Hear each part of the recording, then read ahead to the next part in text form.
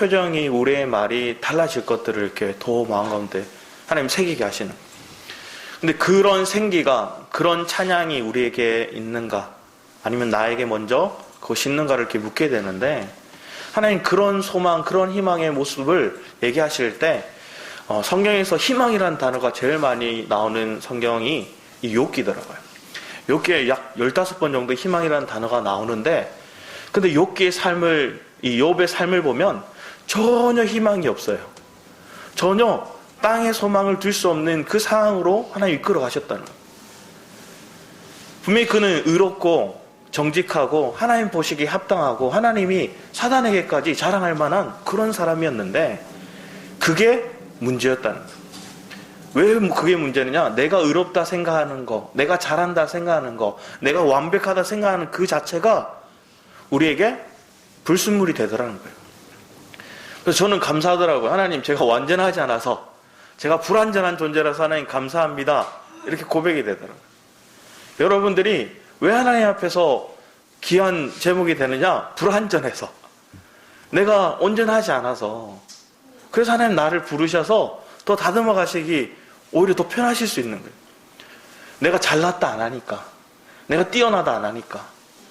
그런데 신앙생활 하다 보면 1년, 3년, 10년 시간이 지나다 보면 저도 모르게 저 역시도 잘하는 게 생기더라고요.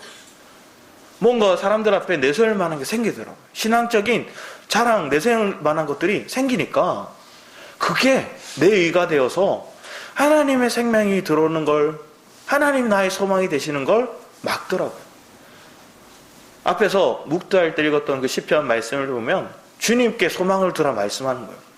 요한일서 3장 3절에도 주님께 소망을 둔 자는 주님 우리를 깨끗게 하신대요.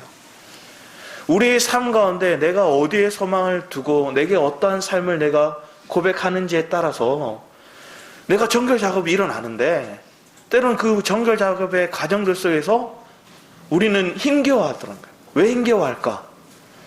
제가 왜 힘겨워할까 이렇게 보니까 말씀의 공급이 내게 풍족하게 이루어지지 않으니까 내가 넘어지더라고요. 내게 양식이 내게 부족하니까 이게 이길 만한 것들이 분명히 쉬운 일들인데, 과거에 잘 이겼던 부분인데 왜 지금 넘어질까? 왜 지금 내가 힘겨워할까? 봤더니 내 안에 공급이 풍성하지 않기 때문에 그렇다고요.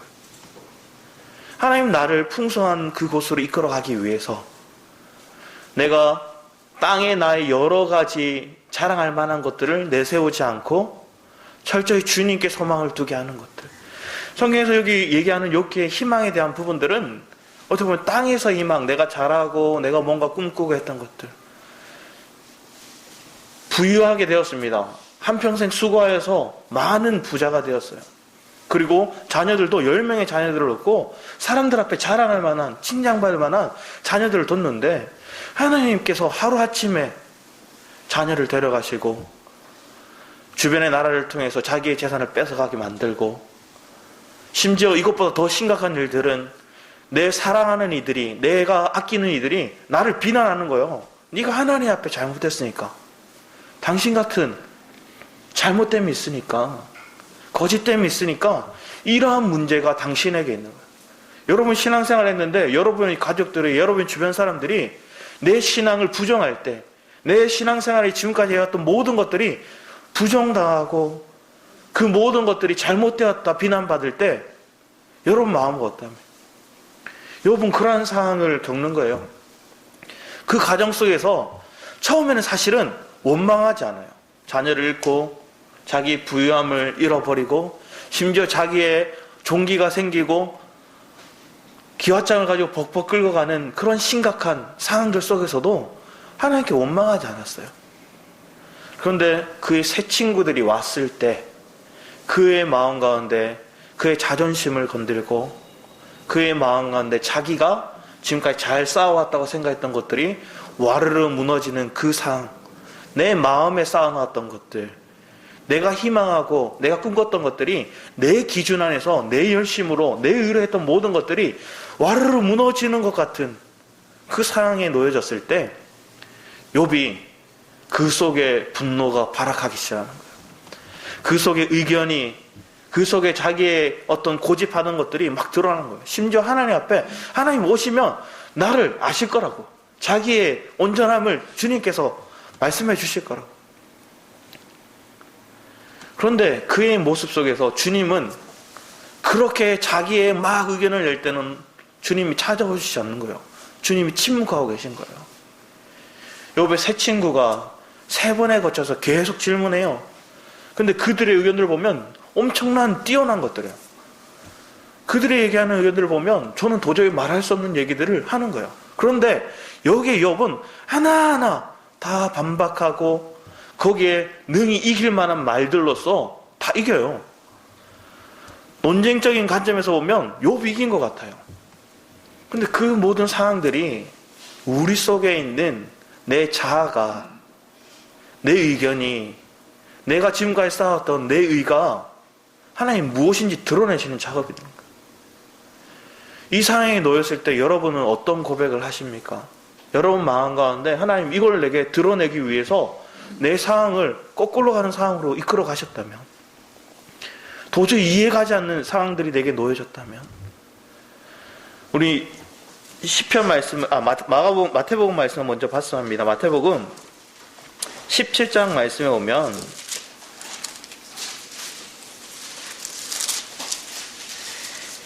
14절 이하 말씀에 이렇게 얘기합니다. 그들이 무리에게 이르매 한 사람이, 14절 이하 말씀입니다. 한 사람이 예수께 와서 꿇어 엎드려 이르되 주여 내 아들이 불쌍히 여기소서. 그가 간질로 심히 고생하여 자주 불에도 넘어지며 물에도 넘어지니라. 내가 주의 제자들에게 데리고 왔으나 능히 고치지 못하다이다. 간질한 자를 얘기를 하면서 물에도 불에도 넘어지는 걸 얘기를 하는 거예요. 여기 성경에 얘기하는 물, 불은 물에 대해서는 세상에 대해서 넘어지는 것들을 얘기하고, 불은 고난받는 것들, 또 연단의 가정들, 강야 생활들, 그 가정들을 얘기하는 거예요.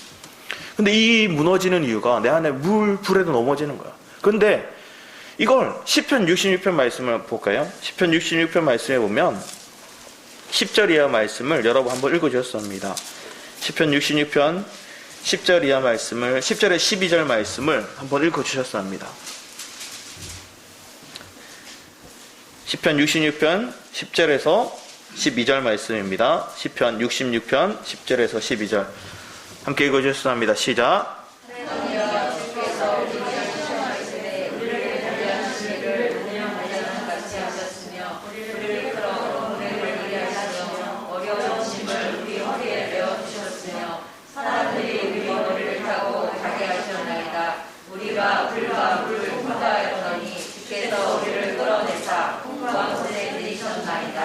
아멘. 주님이 우리를 풍부한 곳을 이끌기 원하시는 거예요. 그런데 앞에서 얘기하는 그물이 걸치고 때로는 풀무불 같은 은을 연단하는 가정들이 불시험에 내게 오고, 이 모든 가정 속에서 내 머리를 짓밟는 모습이, 자존심을 상하게 하는 모습들, 욥은 거기에 넘어진 거죠.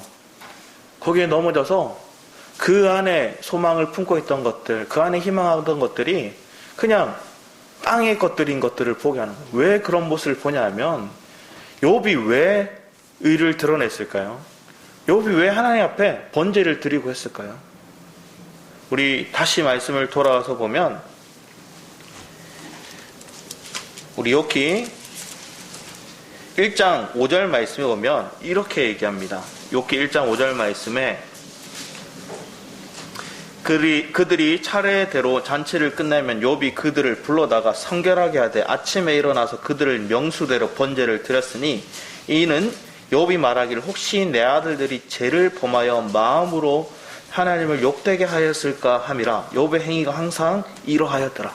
뭐냐면 죄 지었는지 안 지었는지 잘 모르는데 혹시나 내 아들들이 죄 지었을까 봐 번제를 드리는 거야. 이 죄의 관점에서 두는 거야. 죄가 그의 마음에 잡혀 있는 거야. 혹시나 하나님 앞에 죄를 지어서 내가 의에 금이 갈까? 내가 하나님 앞에 온전한 것들이, 내가 완전한 것들이 때로는 실추될까? 그래서 번제 드리는 거예요. 번제 드리는 이유가, 예배 드리는 이유가 이런 목적을 하는 거예요. 그런데 나중에 점점 하나님 연단한 가정 속에 그거 조금씩 주님의 생명을 맛보면서 느끼는 것들이 뭐냐면, 뒤에 14장 말씀에 보면, 욥기 14장 말씀에 보면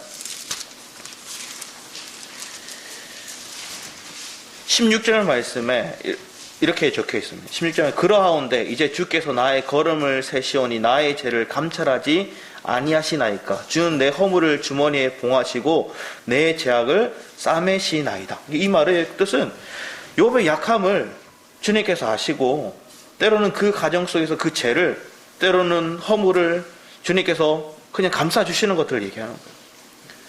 원래 욥은 조그만 죄, 내가 지은 죄도 아니고 내 자녀가 지은 죄로 인해서 그 마음이 때로는 실추되고 하나님 앞에 죄를 범할까 두려워하고 염려하고, 그래서 완전하게 예배를 드리고 막 자기를 드러냈던 사람인데, 그거 이제 깨닫고 보는 거예요. 점점 거꾸로 가는 상황들 속에서 자기의 자기를 포기할 만한 상황들, 내 자아가 깨지는 상황들이 오니까, 근데 이제 보는 거예요. 아, 이 죄를 내가 뭔가 안 지키고 내가 죄를 완벽하게 해야 된다, 이게 아니라 주님이 나를 감싸주고 계시구나, 주님이 나를 이 죄를 도말해 주셨구나. 여러분이 그런 믿음 때문에 이 자리에 있지 않습니까? 여러분이 의의 기준으로 이게 여기에 있는 것이 아니라 철저히 내가 죄인인데 주님이 나를 감싸주는 그 주님의 사랑과 주님의 긍휼의 관점에서 우리 이 자리에 있는 거죠. 그런데 사람은 자기도 모르게 의가 막 드러나더라고요. 자기의 의가 드러나는데 왜 그런가 보면, 저는 하영이를 보면서 최근에 느꼈는데, 이 17개월 된 이 아이가 철저하게 마스크를 써야 되는 거예요. 그래서 집을 나간다 이렇게 잠바만 입으면 현관문에 걸려있는 이 마스크 거리가 있는데 그걸 가서 잡아 당겨요. 그리고 자기 마스크도 자기 목에 걸고 언니 거도 주고 엄마 거도 주고 이래야 나가는 거예요. 그렇게 해서 나가고 집에 딱 돌아오잖아요. 돌아와서 신발을 벗기면 그러는 거예요. 왜 그럴까요? 마스크 걸어야 된다고. 마스크를 이제 벗어서 걸어야 된다고. 그래. 이 자그마한 아이도 자기가 생활하던 규율, 자기가 습관처럼 지켜오던 것들이 몸에 배이니까 마스크 가지고 이 자기 생각대로 안 되면 그러면서 약간의 성질을 부리더라고요.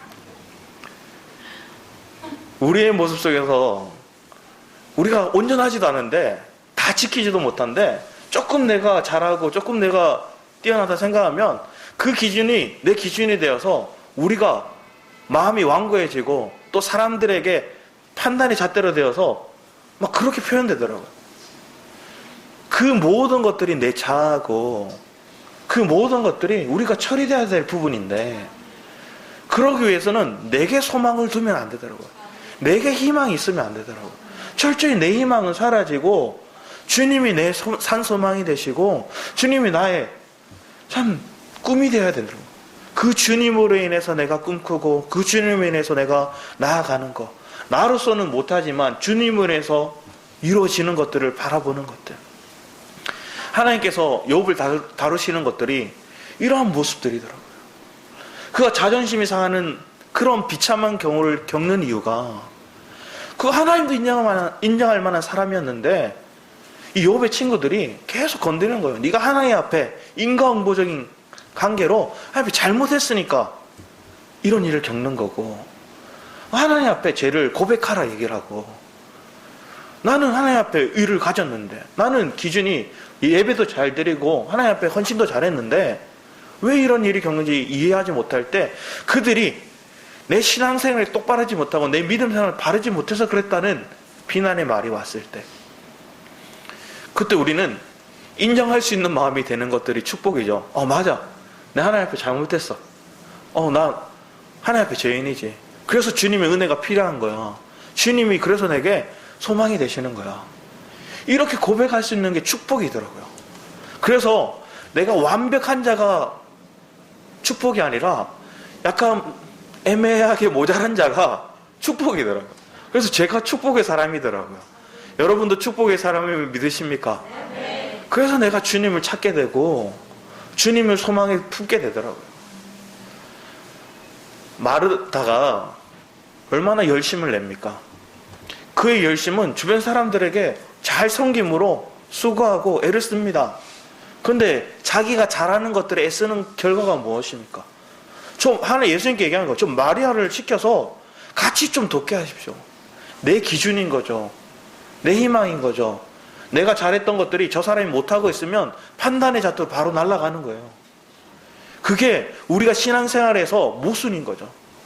내가 바른 하나님의 사랑이, 하나님의 긍휼이 그게 풍성해야 되는데 판단이 바로 나가는 것들이 그게 내 안에 의가 되고 내 안에 지식이 되고 내 안에 율법의식이 되어서 너무나 이게 꼭꼭꼭 단단해져서 굳어져서 하나님 그걸 깨기 원하시는 거예요. 그걸 깨는 상황들이 때로는 물과 불과 때로는 짓밟혀서 내 머리를 짓이기는 그런 상황에 자존심 상하는 일들이 겪는 거예요. 혹시 주변 사람들이 여러분을 보는 시야가 느끼잖아요. 나도 모르게 저 사람이 나를 저 사람이 나를 판단하고 있다. 때로는 주변에서 말들이 들려오는 사람들이 나를 이상하게 모함하는 그 말들이 내게 왔을 때 여러분 마음이 어떻게 움직입니까?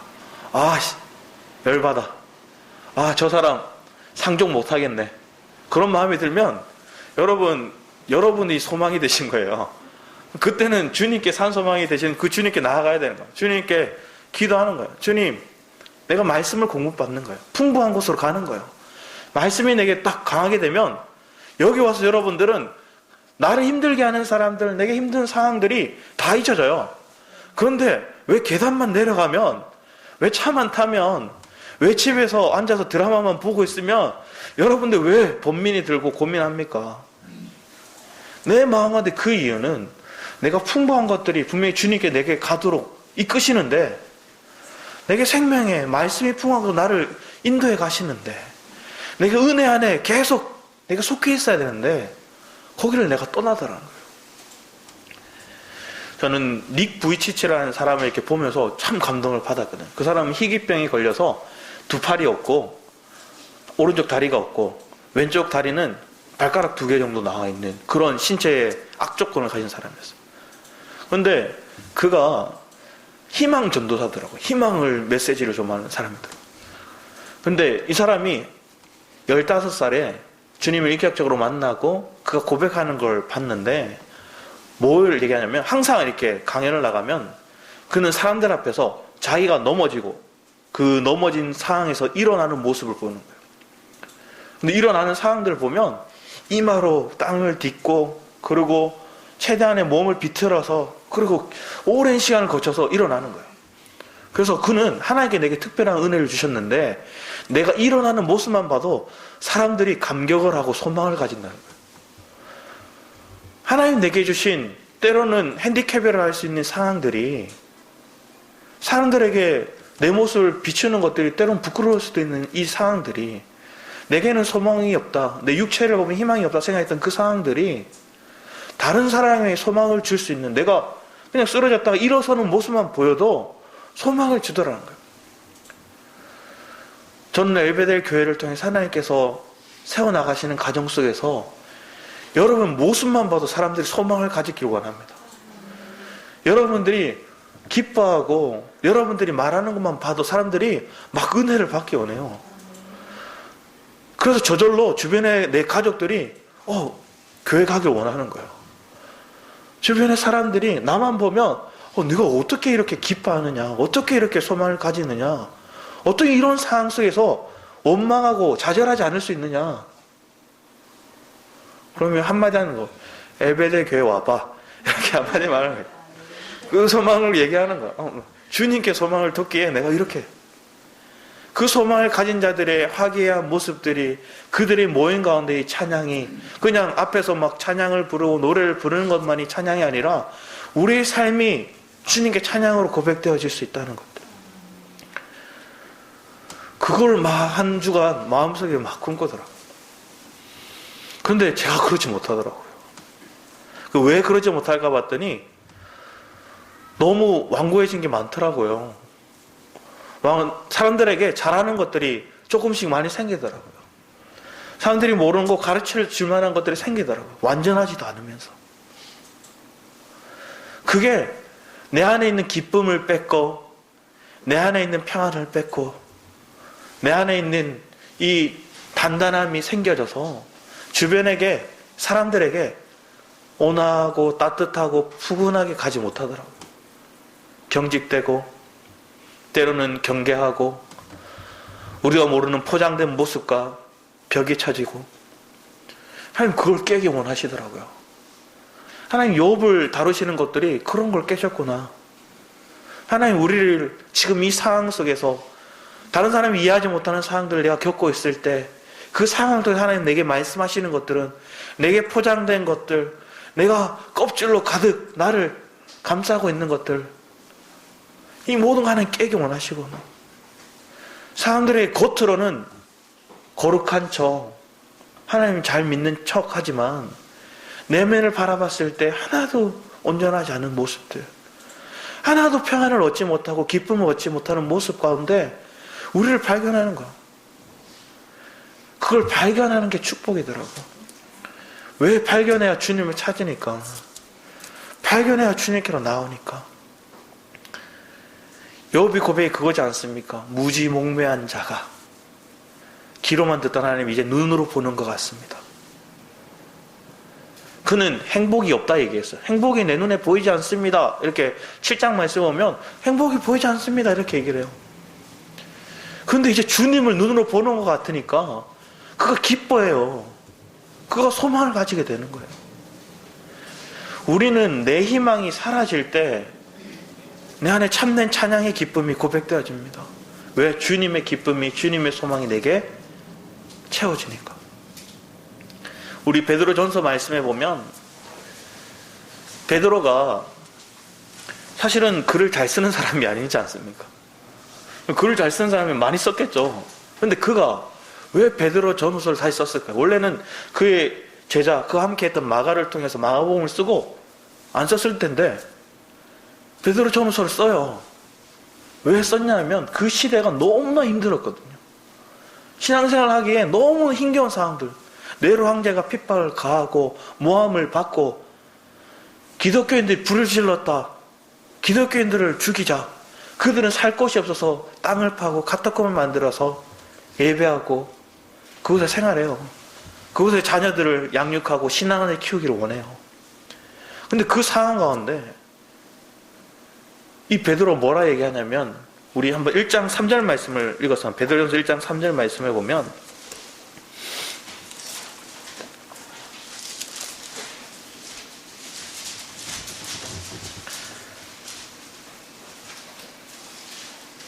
여러분 한번 읽어줘. 1장 3, 4절을 읽어주셨어 합니다. 시작. 베드로전서 1장 3, 4절입니다. 시작.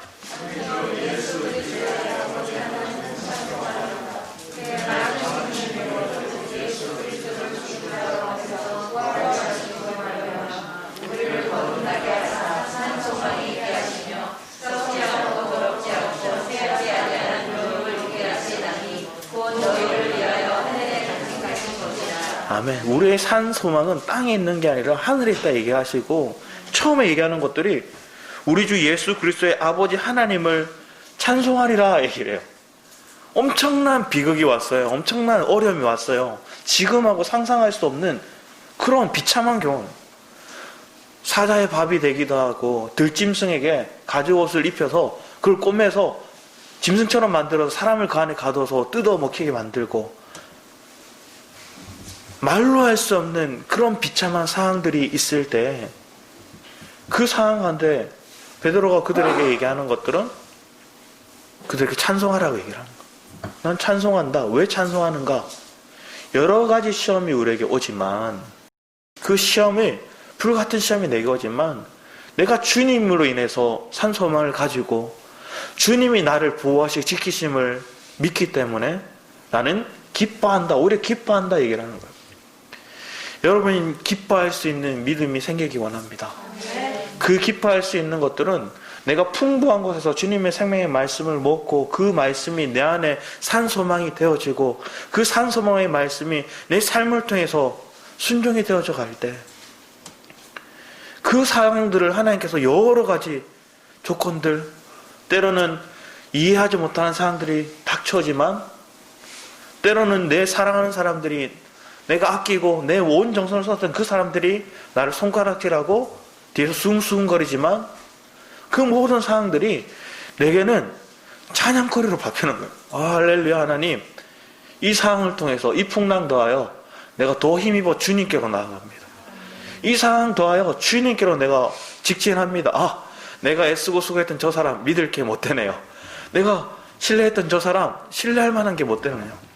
내가 저 사람 신뢰하지 못하고 저 사람 때문에 힘들어하는 것들이 아니라 이것 때문에 내가 더 주님만 의지할 수밖에 없게 만드심이 하나님 축복이네요. 그런 축복을 하나님 우리에게 주셨기에 우리는 이 고백을 듣는데 은혜가 되고 아멘이 되는 거예요. 세상 사람들이 이 얘기를 하면, 욥을 얘기하면 뭐라 할까요? 미쳐도 제대로 미쳤다 얘기를 하겠죠. 땅에서 뭔가 이루어지고 결과물이 있어야 그러지.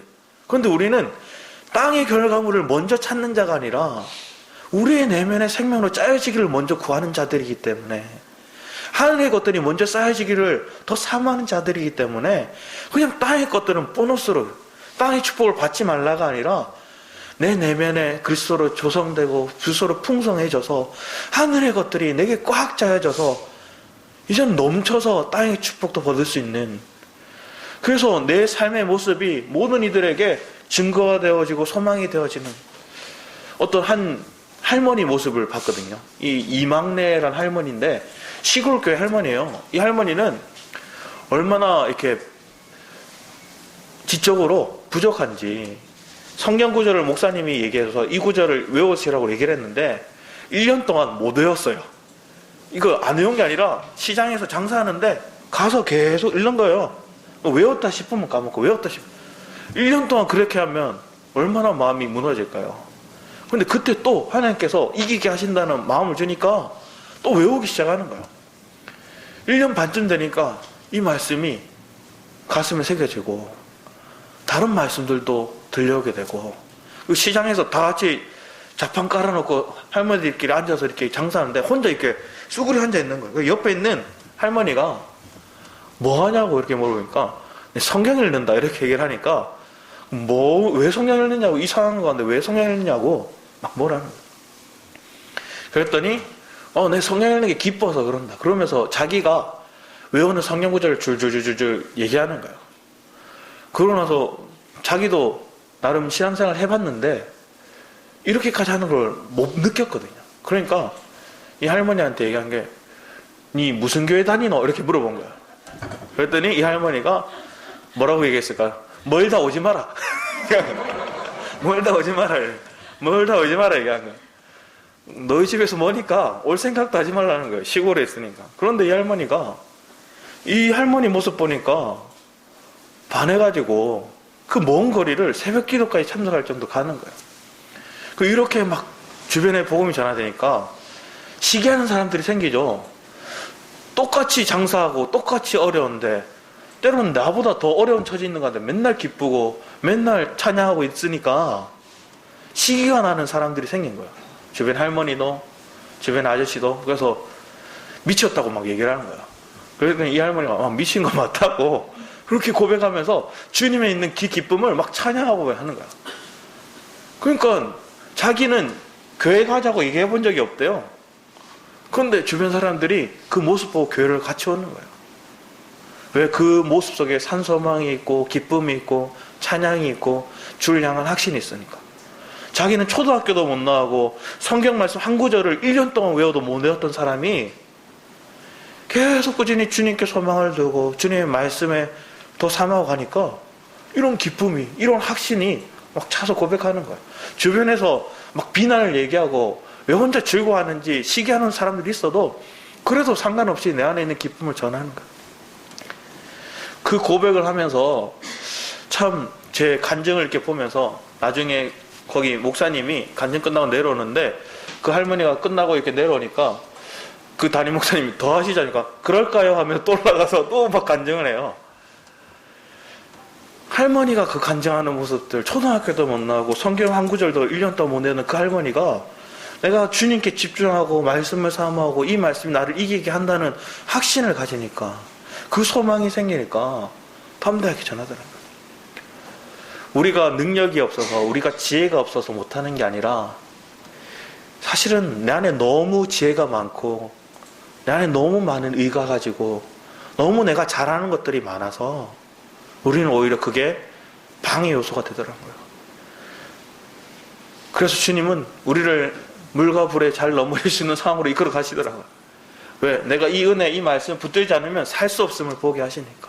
주변에 여러분을 시기하고 여러분들에게 모함하는 사람이 있습니까? 그 사람들에게 할렐루야 이렇게 찬양하기 원합니다. 그 사람 때문에 내가 찬양할 수 있고, 그 사람 때문에 내가 이 욥이 당했던 그 가정 속에서 하나님, 내가 영의 눈을 뜨게 하는 가정이구나. 내가 이론적으로 알고 귀로 알던 그 하나님을 눈으로 보는 실제적인 영적인 체험으로 더 깊은 곳으로 정말로 주님과 연합되는 그 깊은 단계를 이끌기 위한 하나님의 도우심이구나. 그래서 그 사람을 축복하는 거예요. 그래서 이 나중에 욥은 그 세 친구를 축복해요. 기도하는 거예요. 그를 위해서 번제를 드리고 고백하는 거죠. 우리의 삶 가운데 많은 어려움이, 불안 요소들이 있지만 그 상상, 그 요소마다 주님 우리를 정말로 정금같이 연다는 가정으로 이끄셔서 생명의 풍성을 맛보게 하시는 거예요. 우리 사도행전 말씀을 볼까요? 사도행전 20장 32절 말씀을 봤습니다. 사도행전 20장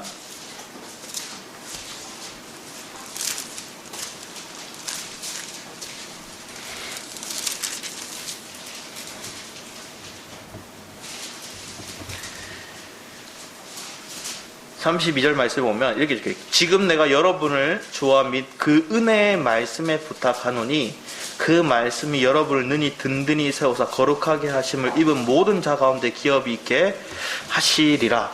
이 말씀이 어느 부분이냐면 바울이 이제 마지막으로 고별 설교하는 거예요. 에베소 교회인들 장로들에게 얘기를 하는 거예요. 그들에게 마지막으로 얘기하는 거예요. 마지막으로 설교하는 거예요. 마지막에 그들에게 당부하는 거예요.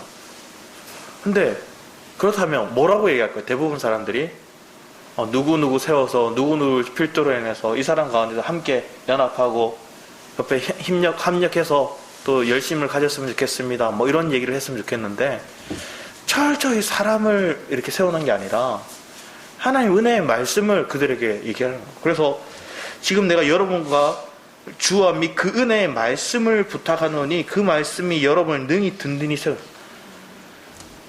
여러분에게 나다움 이을 그런 사람이 여러분을 든든히 세우는 게 아니라 이 말씀이, 이 은혜가 여러분을 든든히 세우는 거예요.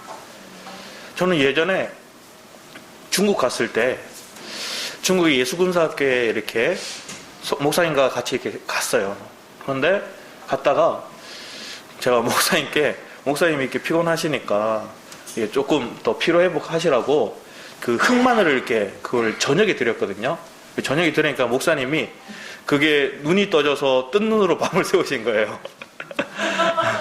그때 잠을 못 주시니까, 그때 이렇게 저녁에 드시니까 생기가 돌아서 못 주무셨어요. 그리고 그 다음 날인가 새벽 기도를 저보고 인도하러 하신 거예요. 새벽 기도를 갑자기 이렇게 받아 새벽 기도를 준비하게 되니까 막 준비했어요. 그런데 재미난 게 말씀을 전하면 그 사람들 앉아있는 중국인들 또 조선족들이 있으니까 이 한족들이 대부분이었거든요. 제가 말하는 못 알아들으니까 옆에 있는 이 통역하는 조선족 친구가 얘기하는 거야. 근데 재미난 건 내가 한마디 하고 이 친구가 얘기할 때 저는 그 다음 말을 다 까먹는 거예요. 제가 한마디 하고 이 친구가 말하는 동안 다 함께 사라지는 거예요. 그래서 다음 또 얘기하고 그러면 계속 이걸 반복하니까 와, 제 속으로 죽을 써도 이렇게 죽을 쓸 수가 없는 거예요. 그런데 감격이 됐던 게 뭐냐 하면 그때 제가 첫 전도사 될 때였거든요. 그래서 앉아있는 이 17세에서 약 20대 초반의 아이들의 눈이 막 죽이라도 줬사오니 다 먹겠다는 눈으로 막 보고 있는 거예요. 주는 사람이 막 풍성한 걸 공급하는 게 아니라 받는 사람이 이 진해까지 다 뽑아먹을 듯한 눈빛으로 이렇게 보고 있는 거예요. 그 말씀을 삼하는 모습이 거기 있으니까 거기에 제가 압도당하더라고요. 그러면서 끝나고 나니까 이 친구들이 저한테 제 손을 잡기도 하면서 신콜라 그날 저는 죽었는데 많은 친구들이 제게 수고했다고 고맙다고 막 인사하고 가는 거예요. 돌아와서 생각했죠. 이거는 전적인 말씀은 전하는 자가 하나님 은혜 주신 게 아니라 받는 자의 은혜로 하나님께서 그 사람들이 은혜 받았게 하셨구나. 그걸 느끼게 하시더라고요. 우리의 마음 가운데 누가 전하는 게 중요한 게 아니라 내가 이 은혜의 말씀에 사모하고 이 말씀을 내가 간절히 찾고 있으면 주님이 지나가던 어린아이를 통해 때로는 불신자를 통해서 그들의 말이 하나님이 나를 향한 계획들로 그 인도하심을 받게도 하시더라고요. 여하를 막론하고 내 마음에 간절함이 있는가? 내 마음 가운데 이 말씀을, 이 산소망이 되신 그 주님을 찾고자 하는 고백이 있는가? 그 간절함이 있기 위해서 주님은 여러 상황들, 환경을 조성하셨다는 거예요. 이해하지 못하고 조롱당하고 수군거림을 당하고 때로는 내 마음이 힘겨워졌던 상황들. 그때 여러분들은 기뻐할 수 있는 넉넉함이 있었으면 합니다. 그 기뻐할 수 있는 오직 주께 있습니다. 그 은혜의 말씀에 그들을 얘기하는 거예요. 바울이 떠나면서 얼마나 마음이 아팠겠어요. 이들을 어떻게 될지. 심지어 바울이 세운 모든 교회들이 다 무너졌어요. 근데 그 교회 가운데 얘기하는 것들이 누구 한 사람을 지명하고 너에게 맡겨서 이 사람 따라 필두로 해라는 게 아니라 말씀의 은혜에 여러분들을 맡긴다고 얘기해요. 여러분들을 이기고 여러분들이 산소망에 붙들리게 하고 물과 불을 넘어뜨는 상황들 속에 이기게 하는 것들은 주님의 말씀이더라고요. 이 말씀이 내게 은혜로 부어질 때 여러분 찬양의 고백이 되는 거예요. 아무리 누가 여러분 머리를 짓밟아도 찬양하는 거예요. 미쳤다 얘기를 해도 찬양하는 거예요. 기뻐하는 거예요. 그런 기쁨이 우리 엘베들 가운데 풍성해서 넘쳐나기 원합니다. 그러면 우리는 사사한 걸 여기거나 말씀을 갈시하지 않을 거예요. 사울이 사무엘상 15장 말씀 오면 사무엘이 그렇게 해요. 당신이 하나님 앞에 범죄했다. 그 범죄는 뭔가? 하나님의 말씀을 소홀히 여겼다는 거예요. 그런데 다윗도 똑같아요. 다윗도 바세바를 범하죠. 나단 선지자를 통해 하나님 얘기하는데 이 사울에게 얘기했던 것처럼 뭐가 범죄했는가를 얘기하냐면 다윗이 하나님 앞에 이 간음을 하고 이것들이 범죄했다 얘기하는 게 아니라 하나님의 말씀을 소홀히 여기는 것들에 대해서 범죄했다 얘기하는 거예요. 사무엘상 12장 말씀에 그렇게 나단 선지자를 통해 얘기하죠.